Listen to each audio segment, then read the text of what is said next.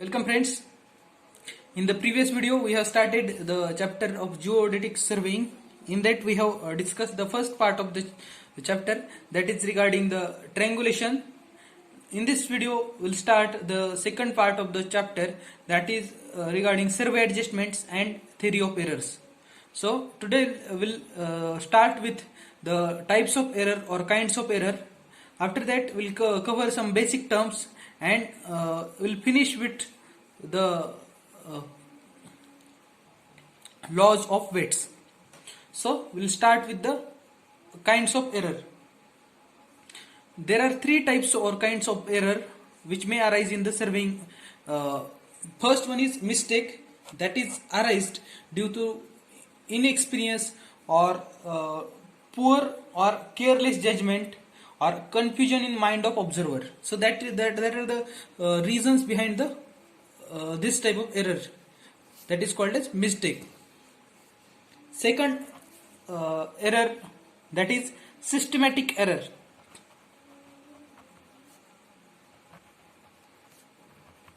Now this systematic error is arise due to the faulty instrument.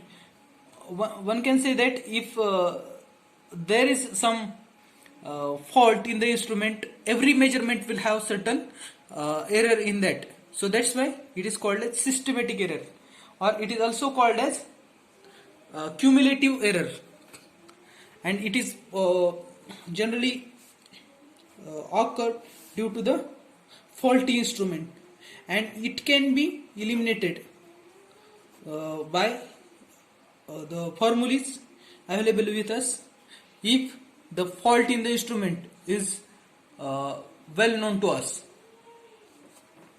Okay, so and the third type, which is of accidental error.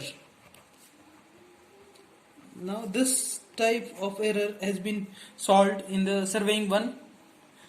In this surveying 2 will mostly deal with this accidental error. Now these accidental errors are errors those which remains after mistake and systematic error have been eliminated and are caused by a combination of reasons beyond the ability of observer to control. So these are not in the control, and when it comes to determination of this error, we cannot determine this error up to 100%. Okay, so these are three types of error. Now we'll move towards the next part, that is basic. We'll see some basic definition. In that, first is independent quantity.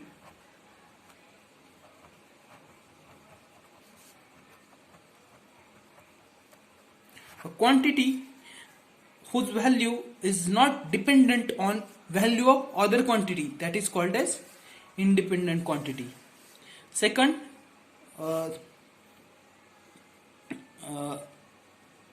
condition quantity, or it can be also called as dependent quantity, whose value is dependent on value of other quantity, that is called as condition quantity.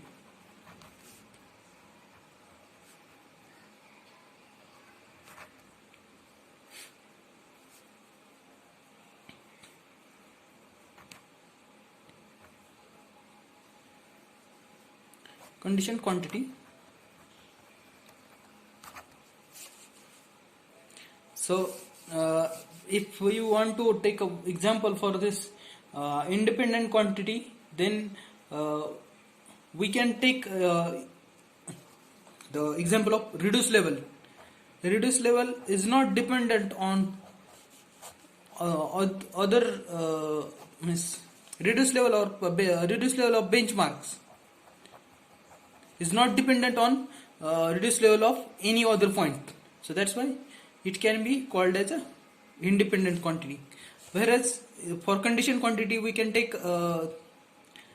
example of angle of triangle. Suppose ABC is triangle, and in that angle A is dependent on value of angle B and C. If suppose value of B is 70 and C is also 70, so in that case the value of angle A must be 40. That's as this value A is dependent on B and C, value of B and C. So that's why this value is called as condition quantity. Okay, so likewise there are many more quantities. I will describe these quantities very somewhat at faster rate to cover the next bit also. So direct observation.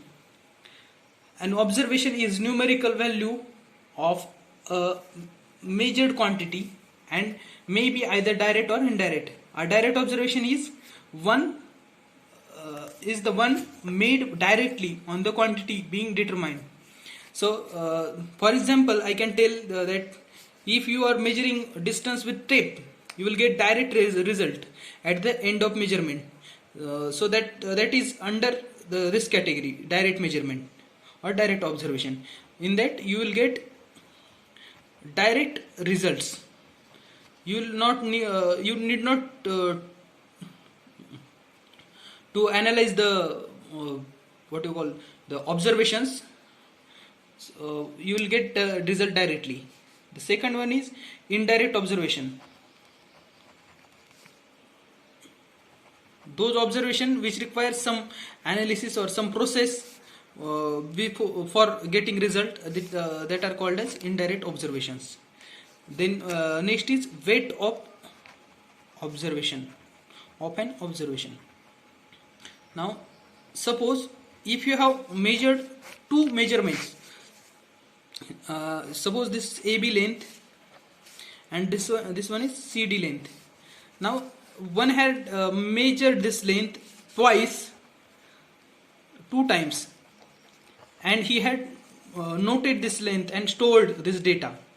Okay, and this another person had made or had measured this length CD three times, and he also stored this data. Now we know that as this man had measured this length thrice, this measurement will be more accurate than this one because it has more number of repetitions, so it will have more accurate value than this. But while storing, we should assign some value in order to indicate that this measurement is more accurate because it is measured thrice. So that's why we assign a certain quantity to measurement which proves to its accuracy. So that assigned value is called as weight. So weight of a quantity is defined as the value which indicates precision and trustworthiness of measurement. Precision and trustworthiness of measurement, that is called as weight of a quantity.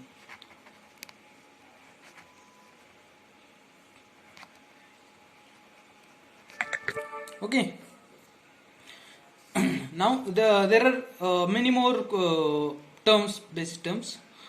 Observed value of quantity, true value of quantity, most probable value of quantity, true error, most probable error, residual error, observation equation, condition equation, normal equation. So I will tell you about that in the short. Observed value of quantity is quantity, and observed value of quantity is the value obtained when it is corrected for all the known errors. Observed value of quantity, when it is corrected for all known errors.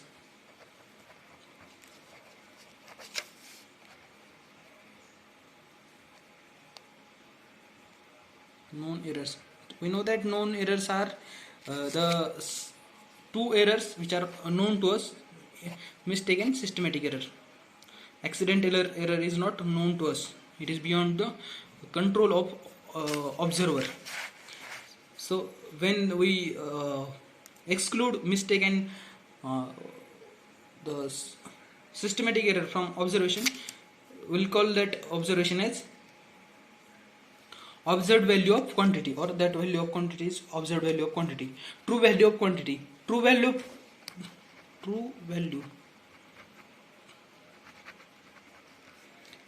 of quantity is the value which is absolutely free from all the errors, then after that we'll see, means this true value will not have any value, any type of error in that. Most probable value,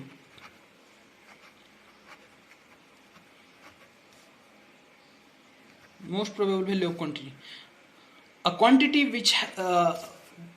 quantity one has more chances of being true, or we can say that it has more chances of being true than any other value of quantity. Then that value of quantity is called as most probable value of quantity. Then there are some types of error based on this.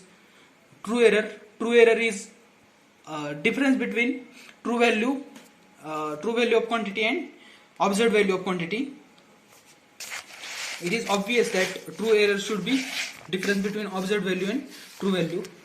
Most probable error, the most probable error is defined as quantity which added to and subtracted from the most probable value of value fixes the limits within which it is an even chance the true value of measured quantity must lie. Means this most probable error is representing the range within which this most probable value of quantity must lie. Okay, after that there are some errors like residual error. Residual error is difference between most probable value of quantity and its observed value. Okay, so these are some basic quantities. Now after this we'll move towards the laws of weight.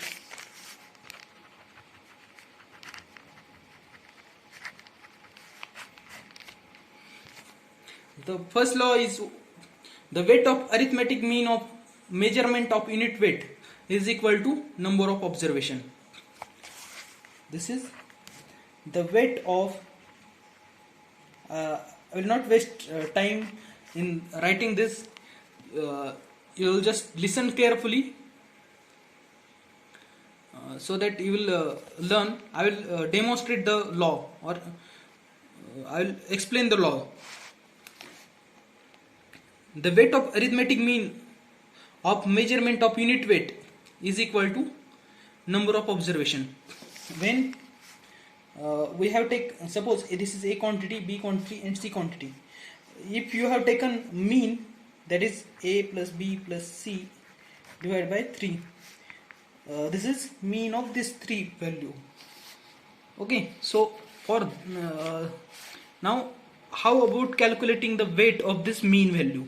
So if these are unit weights, means value of their weight is unity, so that's why unit weight, it is called unit weight. So if you have taken the average or mean of the unit weights, or unit value of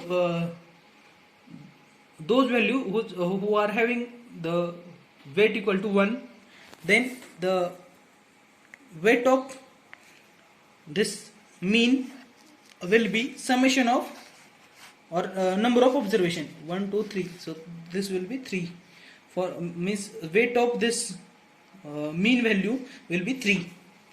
That is what this law is saying. Second, the weight of weighted arithmetic mean is equal to the sum of individual weights. Suppose this A is having 2 weight, B is having 3 and C is having 1. In that case, if you have taken weighted arithmetic mean, that means 2A plus 3B plus C divided by 6, 2 plus 3 plus 1. So for this weighted arithmetic mean, you will take weight as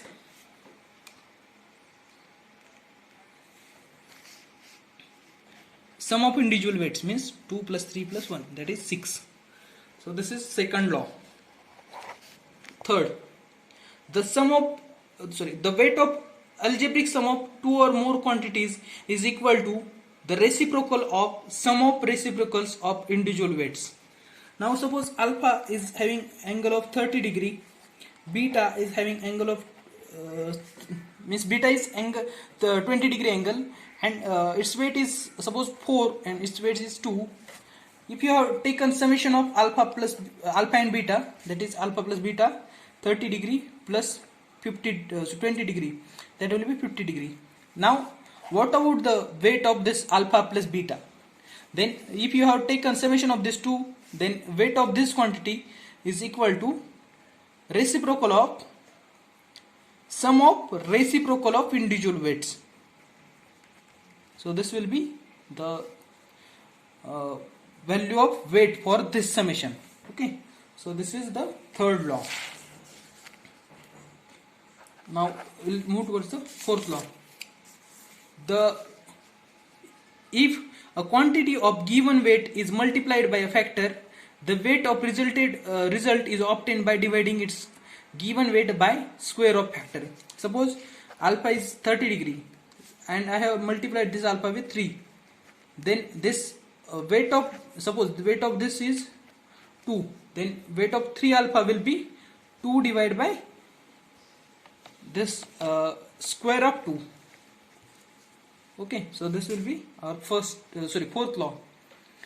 Then fifth law, if a quantity of given weight is divided by factor, the weight of result is obtained by multiplying its given weight by square of factor. Now in this law they have stated that in the previous law we have discussed regarding multiplying factor. In this case the only change is it is vice versa case of this fourth law. In this, suppose alpha equal to 30 degree, then alpha by 3 equal to 10 degree. Now what about the weight of this alpha by 3? Then you have to calculate the weight of alpha by 3. Suppose weight of this is 2, then weight of alpha by 3 is equal to 2 into 2 square. So this will be the it is 3 square, because we have multiplied by factor 3. Here also 3 square. Okay, so this is fifth law. Now we'll move towards the sixth law. States that if an equation is multiplied by its own weight, the weight of the resulting equation is equal to the reciprocal of weight of the equation. Suppose if any equation a plus b equal to c, this equation has weight 2. Then suppose if this equation is multiplied by 2a plus b equal to 2c, then weight of resulting equation will be reciprocal of its own weight. So it will be 1 by 2. Okay, now we'll move towards the seventh law and last law.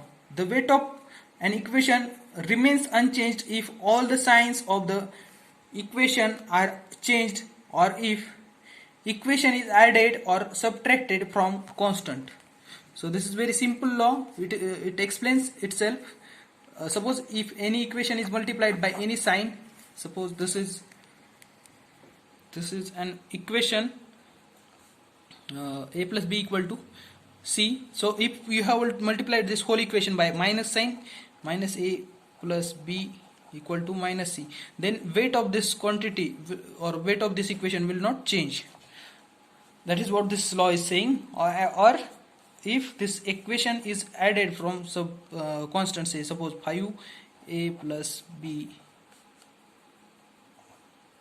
is equal to 5 plus c. So like this, weight of this equation also will not change. So these are the 7 laws of weights. So these laws are frequently asked in the examination. So please try to learn these laws. I suggest to remember these laws based on the examples, because if you read these laws, you will get confused if you want to mug up this. So try to remember it by using the examples. So for this video, it is enough. So we'll stop here. Thank you.